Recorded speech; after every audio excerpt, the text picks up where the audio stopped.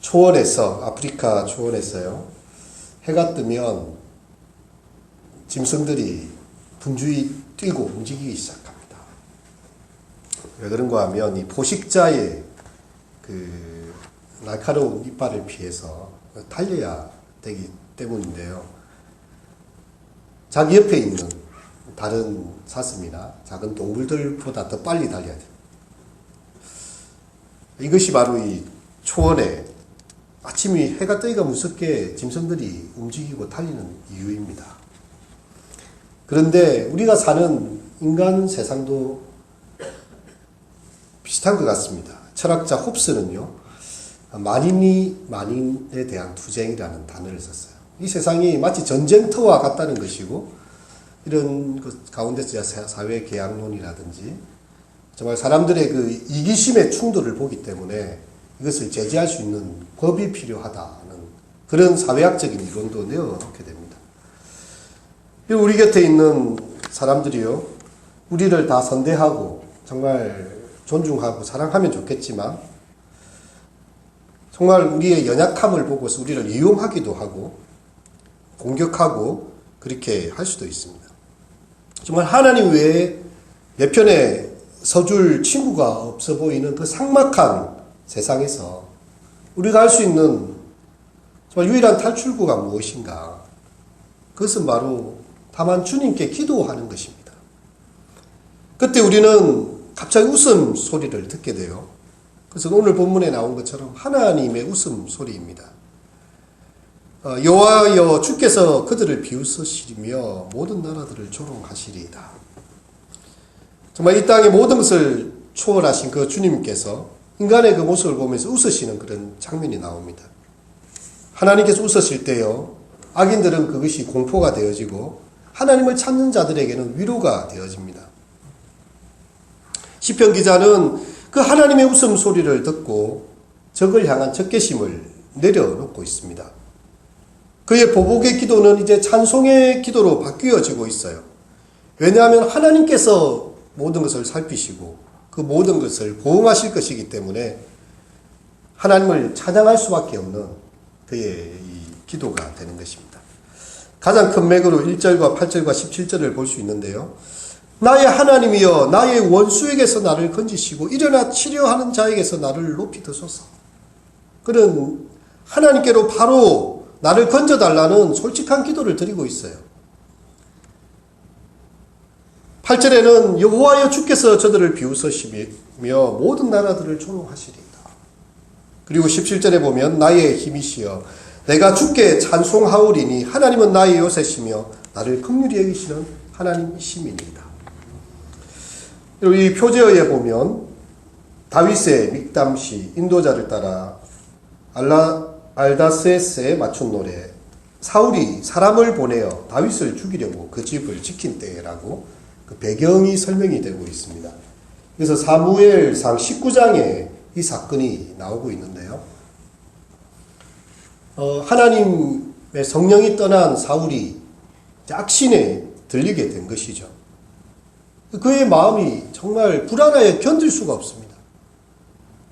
악인에게는 평강이 없다고 했는데 악신이 사울의 마음을 주장했을 때요, 그의 마음이 번뇌와 아픔이 있습니다. 그래서 다윗을 불러다가 수금을 키게 합니다. 다윗이 원래 이 악기를 연주하는 사람이지 않습니까? 그의 노래를 들으면서 평안함을 누려야 되는데 사울이 자기 앞에 있는 다윗을 보고요, 그 자리에서 단창을 들어가지고 다윗을 벽에 박기 위해서 던집니다. 음악을 켜고 있던 다윗이 갑작스러운 이 행동을 보고 사울의 앞을 피하게 되고 창은 벽에 그대로 박히게 된 것이죠. 다윗이 그 밤에 어디를 피하겠습니까? 사울이 전령들을 다윗의 집에 이제 보내게 됩니다. 미갈이죠. 그 사울의 딸 미갈을 아내로 주었기 때문에 집으로 도피를 한 것입니다.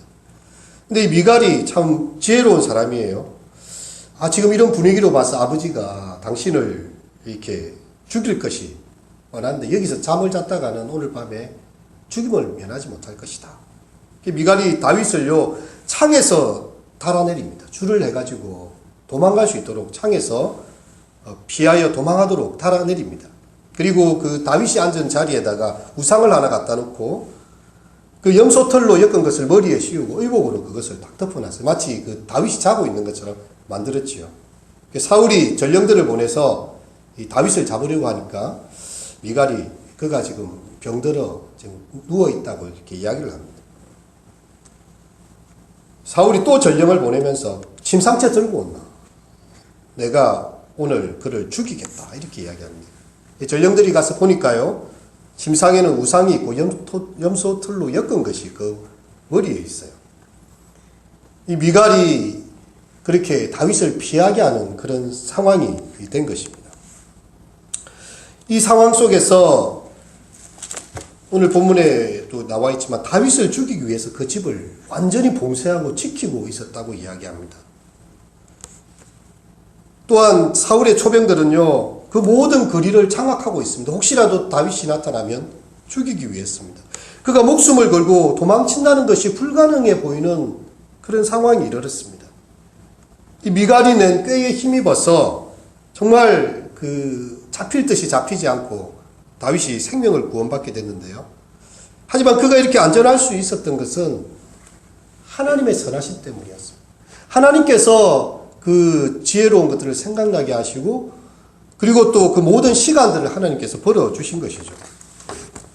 미갈이 자기 아버지가 보낸 군사들을 속인 그 술책까지 고안한 것은 사실이지만 하나님께서 도와주시지 않았더라면 결코 구원을 받을 수가 없습니다.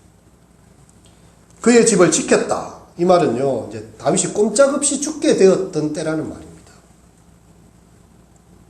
왜냐하면 이 사울의 밀사들은요, 다윗을 붙잡는 것만이 아니라 그를 죽이라는 명령을 이미 받고 그 자리에 파송되었기 때문입니다. 이 힘센 원수들 앞에서요, 다윗은 이들 향해 이야기합니다. 피 흘리기를 좋아하는 사람이다. 이 악을 행하는 이 대적자들로부터 다윗이 무고한 그런 핍박을 당하고 있어요. 그러나 하나님께 이 탄원시를 짓고요, 하나님 앞에서 보호하심을 간구하고 그분 안에서 안식을 찾고 있습니다. 1절에서 5절의 내용을 보면 나의 하나님이여 나의 원수에게서 나를 건지시고 일어나 나를 치려하는 자에게서 나를 높이소서. 악을 행하는 자에게서 나를 건지시고 피 흘리기를 즐기는 자에게서 나를 구원하소서. 그들이 나의 생명을 내하려고 엎드려 기다리고 강한 자들이 모여 나를 치려하오니 여호와여 이는 나의 잘못으로 말미암음이 아니요 나의 죄로 말미암음도 아니로소이다. 내가 허물이 없으나 그들이 달려와서 스스로 준비하오니 주여 나를 도우시기 위하여 깨어 살펴주소서. 주님은 만군의 하나님 여호와 이스라엘의 하나님이시오니 일어나 모든 나라를 벌하소서. 악을 행하는 모든 자들에게 은총을 베풀지 마소서. 정말 다윗은요, 하나님께 직구하고 있고 하나님께 도움을 요청하고 있습니다. 근데 하나님께서 그를 도우셨음을 그는 또한 고백을 하고 있는 것이죠. 제가 예전에 있던 교회에 그 사범학교, 이제 부산의 사범학교, 지금 이제 교대가 되었는데, 그 일제 강점기에 거기서 이제 교사를 하시던 한 어르신이 있었습니다. 이분이 이제 교회를 나온 지가 얼마 안 되고, 그때 제가 이제 신방을 하면서 이렇게 이야기를 듣게 되었는데, 자기가 살아온 인생을 회고를 해보니까, 그때는 몰랐는데, 지금 보니까 하나님이 나를 살려주신 게 분명하다는 그런 이야기였어요. 왜냐하면 이분이 이렇게 이제 그 부산의 남포동 이렇게 원도심 쪽에 길을 가고 있는데, 일본 순사가 딱 잡은 거예요. 그리고 바로 강제징용을 해서 이제 그때는 태평양 전쟁이 막 일어날 시기니까 잡히는 대로 그냥 잡히면 총알 바지로 잡혀가는 때입니다. 내가 학교에 사범학교 선생이다 이렇게 말을 해도요, 그것을 증명해 줄 사람이고 뭐고 아무것도 없는 거예요. 이래다가 이제 잡히면 이제 내가 저렇게 어딘지 알지도 못하는 곳에 끌려가서 죽게 되는구나. 근데 마침 우연히 그 길을 지나던 학생 한 명이요, 아니 선생님 하고 이렇게 부른 거예요. 여기 물어본 거예요. 여기 이 사람이, 이 분이, 이 사람이 정말 너희 학교 선생이 맞냐? 맞아요. 우리 사범학교 선생님입니다. 만일 하나님께서 그때에 이 학생을 만나게 하지 못했다면요, 그냥 자기 신분을 증명할 수 없어서 그냥 끌려가서 죽게 되는 그런 상황이 있었다는 거죠. 이 선생님은 지금도 막 피아노를 치시고 굉장히 거의 100세 가까이 되시는 분이 아주 건강하십니다. 근데 그때 참 하면서 젊은 목사한테 그런 이야기 하는 거예요. 내가 잘은 모르겠지만 그때 그 학생을 만나게 한 것이 바로 하나님께서 나를 구원하시는 수단이었다. 그러고 보니 하나님이 계신 게 맞다. 뭐 이런 이야기를 하셨던 게 기억이 납니다. 여러분, 한순간입니다. 우리가 살아가는 삶의 날들에요. 오늘 본문에서처럼 정말 다윗을 죽이려고 그 집을 지킨 때와 같은 우리의 삶을 힘들게 하고 정말 고통스럽게 하는 원수들을 만날 그런 때가 있어요. 그런데 하나님께서 그 가운데서 우리를 구원하여 내시고 도울 수 있는 어떤 피할 길을 내시는 것입니다. 하나님은 미쁘시사 우리가 시험 당함을 원치 아니하시죠. 또한 시험 당할 즈음에 피할 길을 내사 너희로 능히 감당하게 하시는 거예요. 우리가 감당치 못할 시험 당함을 허락지 아니하시고 시험 당할 즈음에 또한 피할 길을 내사 너희로 능히 감당케 하신다고 했습니다. 다윗은 그 가운데서 하나님의 구원을 그렇게 바라보았던 것입니다. 날이 저물면 찾아와서 개처럼 소리 지르며 악하게 찌르는 말로 공격하는 원수들이 그의 곁에 있었어요. 눈만 뜨면 다윗을 찾아 헤매는 사람들입니다. 다윗이 믿음이 없어서 그런 게 아니에요. 다윗은 하나님을 참 잘 믿는 사람이고 정직하게 행하고 그에게 특별한 허물이 있어서가 아닙니다. 그냥 미움받는 존재가 된 것입니다.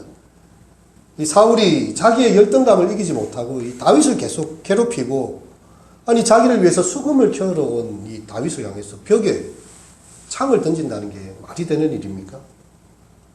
이런 믿는 사람에게도 그런 고통이 있을 수가 있습니다.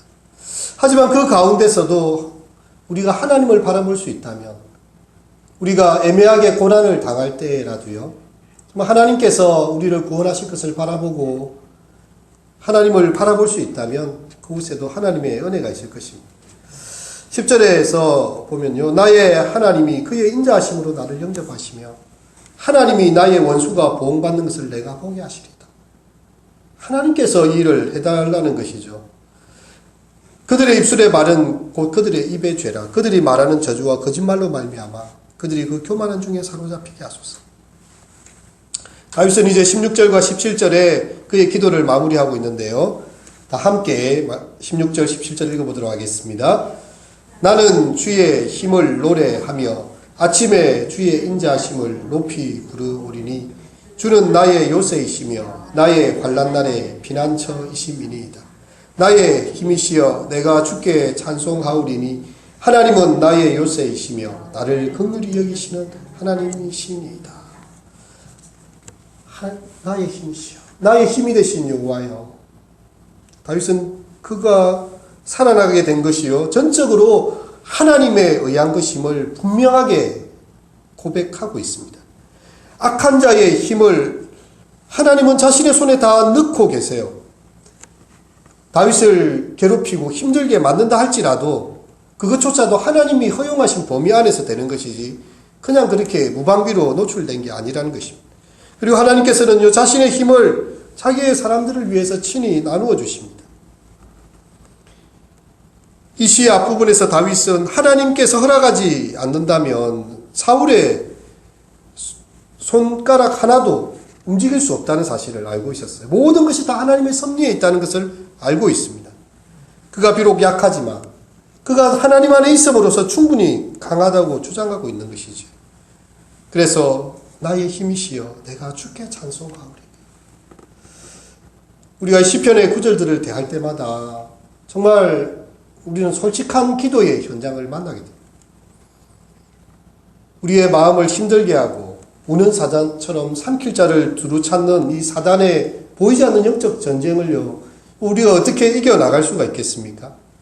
예수님께서도 이 겟세마네 동산에서 정말 기도하시죠. 이 영적 전투를 앞두고 있습니다. 예수님을 마치 검과 몽치를 들고 와서 강도를 잡는 것처럼 예수님을 잡으려 하는 그런 때입니다. 그 땀 땀방울이 핏방울이 되도록 그 겟세마네 동산, 그 올리브산에서 기도하실 때요. 아버지여, 아버지께는 모든 것이 가능하오니 이 잔을 내게서 옮겨 주시옵소서. 하지만 나의 원대로 마시고 아버지의 뜻대로 되기를 원합니다. 예수님께서 그렇게 기도하고 계시는데 베드로와 요한, 야고보 그리고 제자들은요 그냥 그 밤에 잠을 이기지 못하고 졸며 자고 있습니다. 그들을 와서 깨웁니다. 너희가 한시도 깨어 있을 수 없더냐. 와서 기도하라. 베드로야, 사단이 밀 까불듯이 너를 까불어서 시험에 들게 하기 위해서 이렇게 하는데 네가 기도하지 않고서 이렇게 이겨낼 수 있겠느냐. 또 와서 기도하시다가 또 옵니다. 기도하라고 또 이야기를 하시죠. 정말 우리가 깨어 기도할 것은요, 우리에게 영적인 세력, 어둠의 영들이 있다는 것입니다. 우리가 하나님의 말씀 외에는, 그리고 주님의 은총을 의지하는 것 외에는 이겨나갈 방도가 없어요. 다윗을 죽이기 위해 그 집을 지킨 때에 그가 어디로 도망을 치겠습니까? 어떤 방법으로 살아나겠습니까? 오직 하나님께 그의 삶을 의지하였을 때, 나의 원수에게 나를 건져달라고 기도하였을 때예요. 하나님은 기가 막힐 웅덩이와 수렁에서 건져내시는 그 구원의 일들을 이루셨습니다.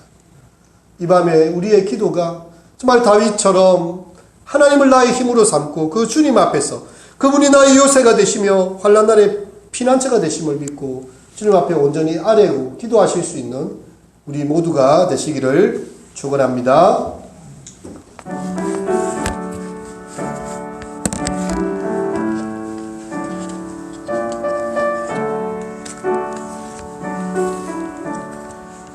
내 모든 시험 무거운 짐을 주 예수 앞에 아뢰이면 근심에 쌓인 날 돌아보사 내 근심 모두 맡으시네. 무거운 짐을 나 홀로 지고 견디다 못해 쓰러질 때 불쌍히 여겨 구원해 주리. 은혜의 주님 오직 예수. 내 모든 괴로움 다치는 환난 주 예수 앞에 아뢰이면 주께서 친히 날 구해 주사 넓으신 사랑 베푸시네. 무거운 짐을 나 홀로 지고 견디다 못해 쓰러질 때 불쌍히 여겨 구원해 주리. 은혜의 주님 오직 예수. 내 짐이 점점 무거워질 때 주 예수 앞에